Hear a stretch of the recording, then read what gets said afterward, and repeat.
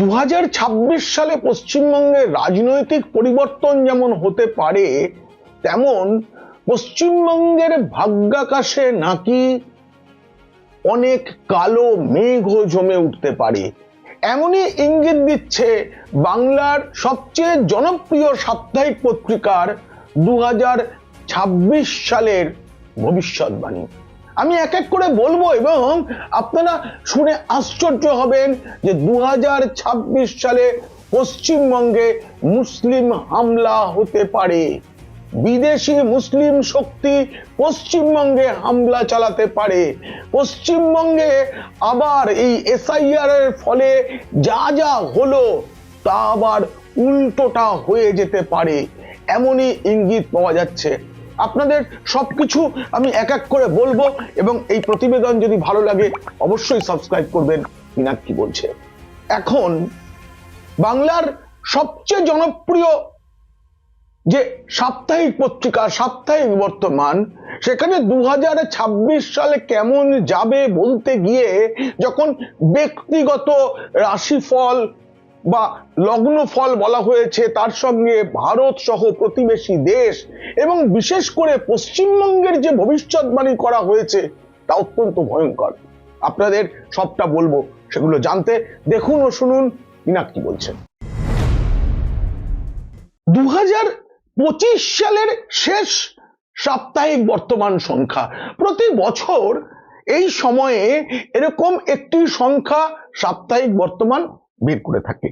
এই পত্রিকায় ব্যক্তিগত রাশিফল লগ্নফল বিচার করে বিশিষ্ট জ্যোতিষীদের দিয়ে আর সেটা লেখানো হয় এবং প্রকাশ করা হয়। আমি দীর্ঘ সময় বর্তমান সংবাদপত্রে চাকরি করেছি এবং সেই সূত্রে জানি যে সাপ্তাহিক বর্তমান এটা খুব নিবিড় ভাবে করে। অনেক দিন ধরে আগে থাকতে প্রস্তুতি নিয়ে বিশিষ্ট জ্যোতিষীদের নিয়ে আলাদা আলাদা বিভাগে প্রতিটি আলোচনা করা হয়। সেই আলোচনার থেকে আমি একবারে সরাসরি পত্রিকা থেকে পড়ে আপনাদের শোনাবো। তাতে যা যা বলা হচ্ছে তার মধ্যে অনেকটাই আপনারা সহমত হবেন যে সত্যিই তো বিশ্ব পরিস্থিতি, ভারতের পরিস্থিতি, পশ্চিমবঙ্গের যে পরিস্থিতি, তাতে এগুলো হতেই পারে।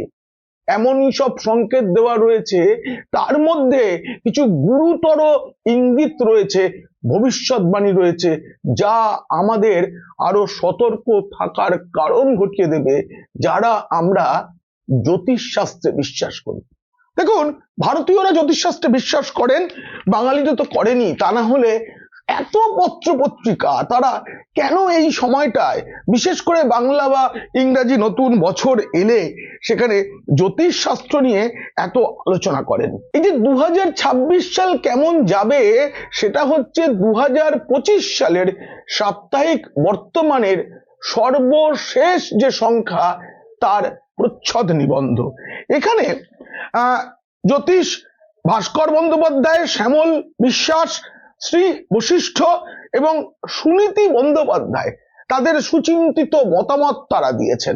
এখানে ব্যক্তিগত কোন রাশির কেমন যাবে, কোন লগ্নের কেমন ফল, তার প্রতিকার কি ইত্যাদি তো প্রতিবার থাকে।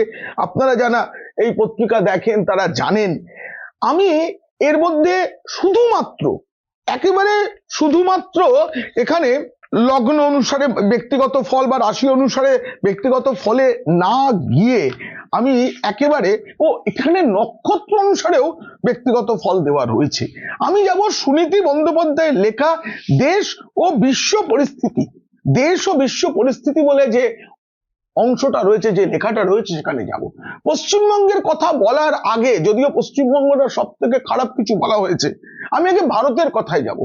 রাশিফল অনুযায়ী ভারতের রাশি হচ্ছে মকর এবং বলছে এই 2026 সালটা সমগ্র পৃথিবীর পক্ষেই একটা ঘটনা বহুল বছর হবে। ভারতে নতুন করে জঙ্গি হানার ছক রয়েছে, একাধিক ক্ষয়ক্ষতির যোগ রয়েছে বলা হচ্ছে এবং দেশের বিভিন্ন সীমান্তে সংঘর্ষে, প্রাণঘাতী হামলায় ক্ষয়ক্ষতির সম্ভাবনা রয়েছে বলে এখানে দাবি করা হয়েছে। বলা হচ্ছে ভারতের ওপর শনি ও রাহুর প্রকোপ বৃদ্ধি পাবে। আমি জ্যোতিষশাস্ত্র বুঝি না, আমি একেবারে সরাসরি এখানে জ্যোতিষী সুনীতি বন্দ্যোপাধ্যায় যা লিখেছেন সেটা বলছি আপনাদের। সীমান্ত পেরিয়ে আতঙ্কবাদীদের অবাধ প্রবেশ, কালোবাজারি, চোরা কারবার, জাল ওষুধ, জাল নোটের সমস্যায় শাসন ব্যবস্থা নাজেহাল হয়ে পড়বে 2026 সালে। এবং যেটা বলা হচ্ছে, খুব সতর্ক থাকার বিষয়, যে এই বছরটায় রাজনৈতিক হানাহানির যোগ রয়েছে ভারতে। ব্যাংকের টাকা নয় ছয়, কালোবাজারি ইত্যাদি যত রকমের কিছু খারাপ খারাপ হতে পারে সেগুলো বলা হয়েছে।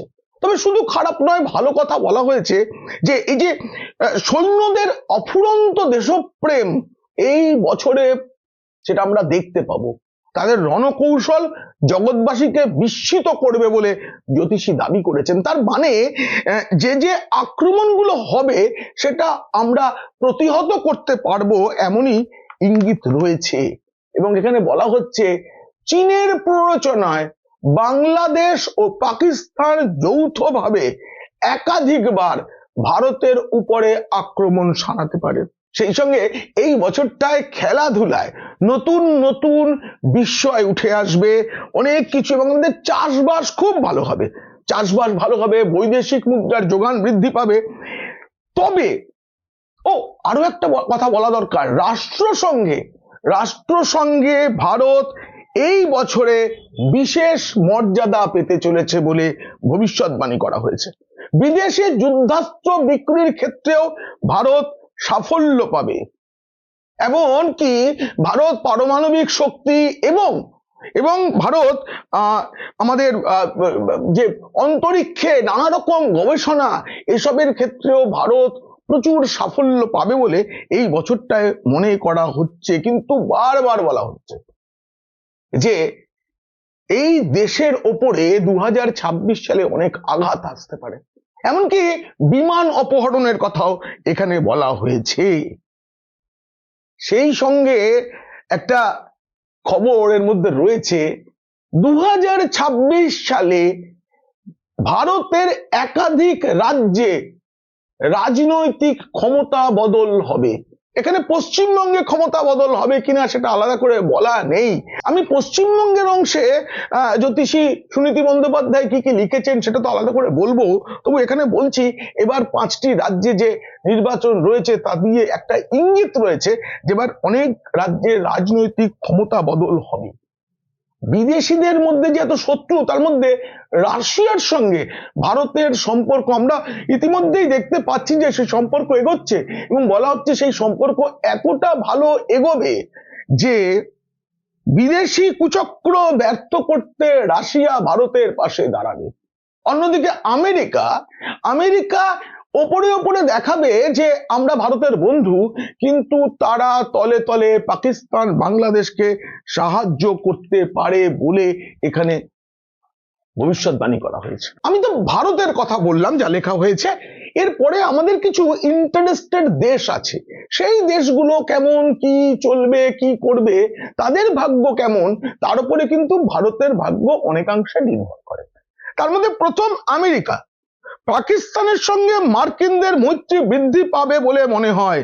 পাকিস্তান ও বাংলাদেশে সামরিক সাহায্য অব্যাহত থাকবে।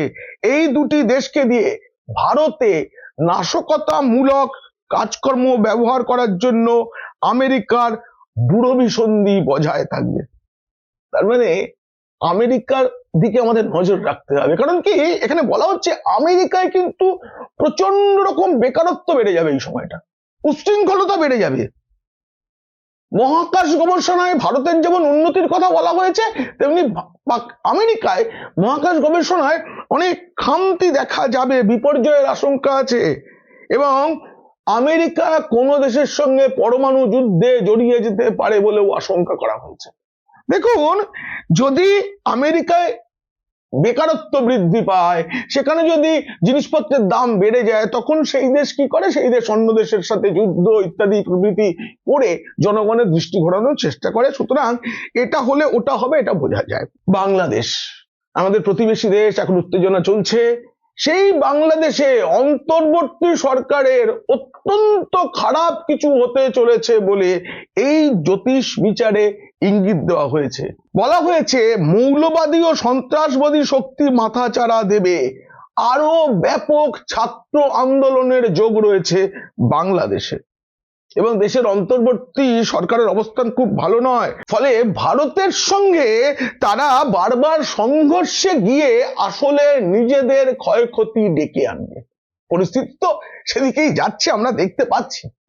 একইভাবে পাকিস্তান বাংলাদেশের বন্ধু হতে চাইবে, কিন্তু পাকিস্তানে খরা, বন্যা, জীবন সংশয় ইত্যাদি নানা প্রাকৃতিক দুর্যোগের সঙ্গে সেখানে আকাশ ছোঁয়া জিনিসপত্রের দাম, মানুষের মধ্যে ক্ষোভ, এইসব বাড়বে। এবং পাকিস্তানে 2026 সালে আবার সেনা অভ্যুত্থান ঘটতে পারে বলে আশঙ্কা করা হয়েছে। মৌলবাদী শক্তির আর সেখানে শক্তি বাড়বে, শক্তি তো আছে, সেগুলো আরো মাথাচাড়া দিয়ে উঠবে। ফলে সেই সব দমনের জন্য ভারতের দায়িত্ব বাড়বে। ভারতের আর এক বন্ধু দেশ রাশিয়া, সেই রাশিয়ার অগ্রগতি দেখবার মতো হতে চলেছে 2026 সালে বলে ভবিষ্যৎবাণী করা হয়েছে। বলা হচ্ছে শিল্প, বাণিজ্য ও কৃষি ক্ষেত্রে প্রভূত উন্নতি করবে। ভারতের সঙ্গে বাণিজ্য সামরিক চুক্তির ফলে উভয় দেশ উপকৃত হবে। শিল্প, বাণিজ্য, কারিগরি বিদ্যা, কৃষিক্ষেত্রে বেশ কিছু অগ্রগতির ফলে দেশটির অর্থনৈতিক সংকট কমবে প্রতিবেশী দেশের সঙ্গে, তবে নতুন করে যুদ্ধের আশঙ্কা দেখা যায়। এবার চীনের ক্ষেত্রে বলা হচ্ছে প্রতিবেশী দেশগুলির সীমান্ত বিরোধ বৃদ্ধি পাবে চীনের সঙ্গে। তবে চীন ওই বাংলাদেশকে মদদ দেওয়া, পাকিস্তানকে মদদ দেওয়া, এই কাজগুলো তো নিশ্চয়ই চালিয়ে যাবে। বাইরের সমাজতন্ত্রের নামাবলী, কিন্তু ভেতরের শোষণ নীতির ফলে সাধারণ মানুষ বিরোধী হয়ে উঠতে পারে, ছাত্র অসন্তোষ বৃদ্ধি হতে পারে, অভ্যন্তরীণ কলহ, রাজনৈতিক বিরোধ প্রবল আকার নেবে। একই সঙ্গে চীনে প্রাকৃতিক দুর্যোগেরও সম্ভাবনার কথা বলা হচ্ছে। চীনের বৈদেশিক নীতি পরিবর্তনের যোগ দেখা যাচ্ছে এই সময়। প্রতিবেশী দেশগুলির সঙ্গে সামরিক চুক্তি বৃদ্ধি ও যুদ্ধাস্ত্র লেনদেনের ক্ষেত্রে ভারতের সঙ্গে সম্পর্কে অবনতি ঘটতে পারে বলে চীনের ছকে দেখা যাচ্ছে। বন্ধুরা, এবার পশ্চিমবঙ্গের কথা বলি। আমি শুরু করেছিলাম পশ্চিমবঙ্গের কথা বলে, কারণ পশ্চিমবঙ্গের অতীত, বর্তমান এবং ভবিষ্যৎ এটা বলাই আমার কাজ, এটাই আমি বলে থাকি। আমি যে কোনো রাজনৈতিক আলোচনায় পশ্চিমবঙ্গের অতীতের কথায় যাই। আজকে ভবিষ্যৎবাণীর যে প্রতিবেদন আর সাপ্তাহিক বর্তমানে প্রকাশিত হয়েছে সেটা নিয়ে বলছি। সেখানে বলা হচ্ছে, একটা ভালো খবর দিয়ে শুরু করা হয়েছে, পশ্চিমবঙ্গের কৃষি ব্যবস্থার উন্নতির যোগ দেখা যায় 2026 সালে। এই বছর পাট, আলু, ধান, মানে রাজ্যের প্রধান 3 কৃষিজাত ফসল, পাট, আলু, ধান প্রভৃতি কৃষিজ সম্পদে রাজ্য আত্মনির্ভর হবে। এটা তো শুরুতে বলা হয়েছে, কিন্তু তারপরেই সেই আশঙ্কার খবরটা দেওয়া হচ্ছে। বলা হচ্ছে রুটি রুজির সন্ধানে বাংলাদেশের সংখ্যালঘু সম্প্রদায়ের ভিড় বাড়বে পশ্চিমবঙ্গে। এসআইআর এর মাধ্যমে এত কিছু করে যাদেরকে তাদের দেশে পাঠানোর ব্যবস্থা করা হচ্ছে, তারা নাকি আবার চলে আসবে। আসলে এই সময়টায় তো বলা হচ্ছে 2026 সালে বাংলাদেশে অশান্তি চরম জায়গায় যাবে।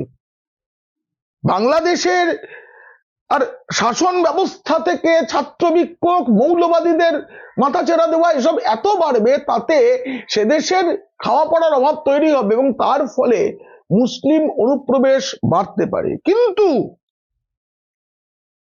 সেটা বাড়ুক, তার মোকাবিলা সরকার করবে। কিন্তু বলা হচ্ছে তারপরেই একটা মারাত্মক কথা, ভিন্ন ধর্মাবলম্বী মৌলবাদী সম্প্রদায়ের দ্বারা সাম্প্রদায়িক দাঙ্গা ও ক্ষয়ক্ষতির পরিমাণ বাড়বে পশ্চিমবঙ্গে।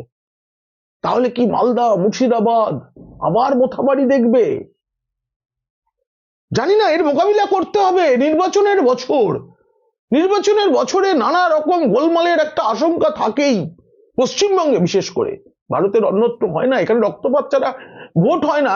সেটা কি বিস্ফোরণ ঘটবে, একটা বড় কিছু, তেমন কিছু ইঙ্গিত আছে, কিন্তু সেটাই, সেই যে রাজনৈতিক ইঙ্গিত, বাস্তবের ইঙ্গিত আমরা দেখতে পাচ্ছি, সেটা কি জ্যোতিষী পশ্চিমবঙ্গের ছকেও দেখতে পাচ্ছেন?